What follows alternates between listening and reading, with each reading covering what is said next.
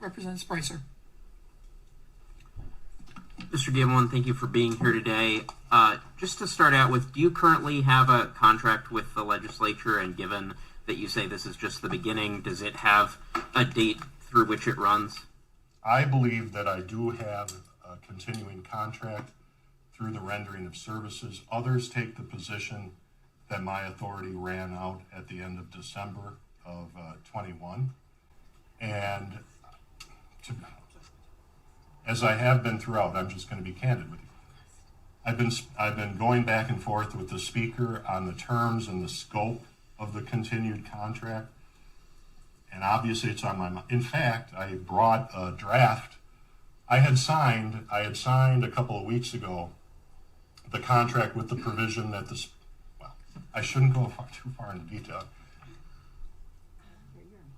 I believe that I do have a legally enforceable contract. Others would say that it ran out at the end of December. I will tell you that I am in good faith, substantial discussions with the Speaker of the Assembly, who has indicated that it is his desire to extend the contract, but with some modifications of its terms. So there's not currently a written contract extension.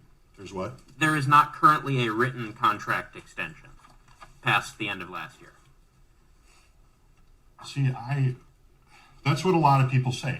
I think that the terms of the initial contract, called the Independent Contractor Agreement, I believe that those continue through, and if that's what I believe. But I understand the point of view where you would say, well, gee, there's nothing that spells out what happens after the end of December.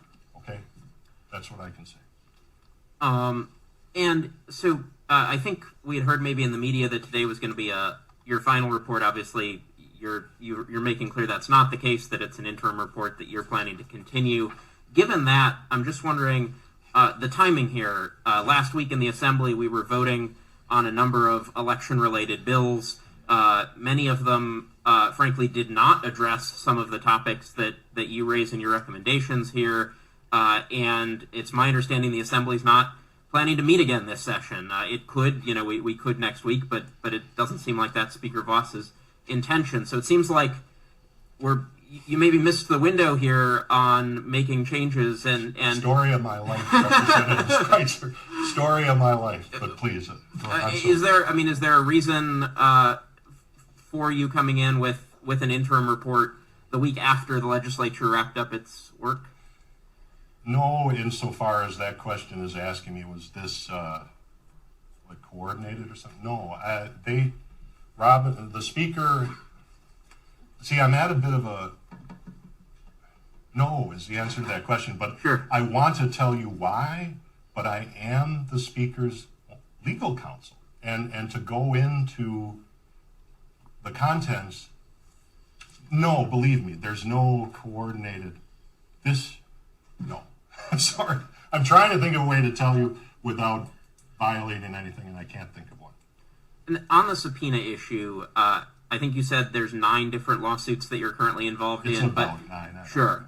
I understand recently Speaker Voss said publicly that he has worked with you to issue over 100 subpoenas, and I think we've only seen or heard about a fraction of those in media coverage or in some of these lawsuits.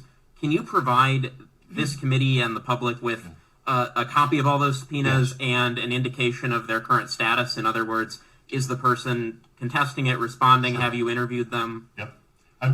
Until you just said it, I didn't know that we hadn't given. I guess I didn't put that on the checklist of things to do, but we will do that. And if there are other, I appreciate that. If there are other things, frankly, I think we only have, the report. So if something I'm going to ask for is in the report, sure. Feel free to point me to where. But otherwise, it would really be helpful to get the supporting documentation. And so, I would also ask for the full copies of the videos that we were shown today, as well as any additional supporting evidence of if those particular voters had in fact been adjudicated in a court to have their voting rights taken away, or if they hadn't been, and if in cases where they had been, if you've been able to uncover where in the process that paperwork You might didn't be make it to giving the clerk, or me you a know. little too much credit on that, Representative Spreitzer. But the answer is I'll tell you what. Rather than go down a list,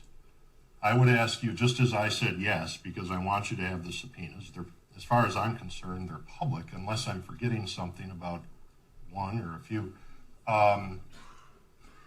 What I would appreciate is a list from you that I can take back with me and then provide you with a written response, rather than me just standing here after quite a lengthy editorial process. I'll work with you on that. I'll be happy to work with you on that. But I don't want to be put in the position where I'm saying yes or no, and then I walk outside or in the car and the lawyers say, you shouldn't have done it. I would be happy to send you a written request. All right. I'll yield for now to colleagues who have Yeah, other questions. Representative Subak, I know you were next on the list.